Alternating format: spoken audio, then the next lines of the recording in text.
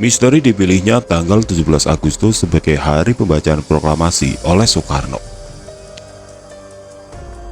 Malam itu sudah larut saat Sujono Hadi Pranoto, asisten Wedana Rengas Dengklok, bergegas ke rumah Jeou Kishong hari itu 16 Agustus 1945. Ada tamu-tamu penting menginap di rumah Kishong. Mereka Soekarno, Muhammad Hatta, istri Soekarno Fatmawati, dan putranya Guntur Soekarno Putra, diculik oleh sekelompok aktivis pemuda yang dipimpin Soekarni dan disembunyikan di rumah Kishong. Saat tiba di rumah Kishong, Sujono melihat Bung Karno dan rombongan sudah bersiap masuk mobil. Sekitar pukul 9 malam waktu Indonesia Barat, setelah setengah harian di Rengas Dengklok, Soekarno-Hatta bersiap pulang kembali ke Jakarta. Di bangku belakang, Fatmawati yang memangku Guntur duduk di apit Bung Karno dan Bung Hatta. Di bangku depan, Soekarni berdempetan dengan Ahmad Subarjo di samping sopir dan Wasmoro. Sebelum masuk mobil, Sujono, dikutip Her Suganda dalam bukunya Rengas Dengklok, sempat mendengar Bung Karno berkata kepada Subarjo, "Jadi besok pagi jam 10, saya umumkan proklamasi kemerdekaan Indonesia."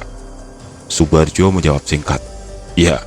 Subarjo inilah bersama Sudiro dan Yusuf Punto setelah mendapat jaminan keamanan bagi Bung Karno dan Hatta dari Laksana Muda Tadashi Maeda, kepala kantor penghubung Angkatan Laut Jepang, yang mendapat tugas menjemput mereka dari Rengas Dengklok.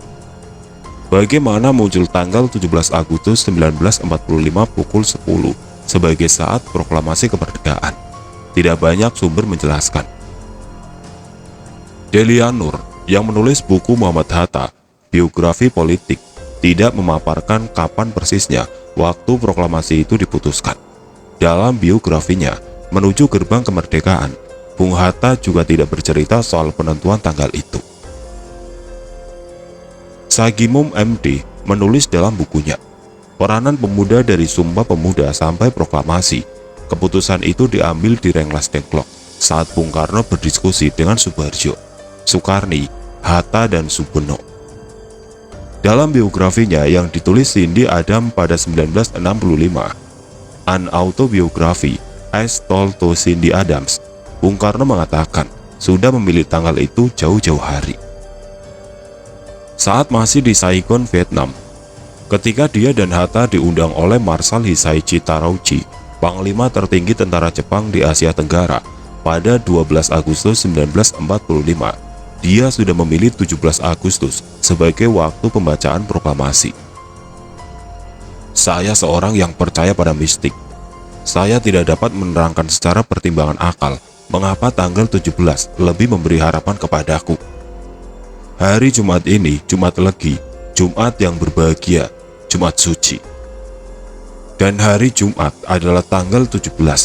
Al-Quran diturunkan tanggal 17. Orang Islam sembahyang 17 rakaat dalam sehari.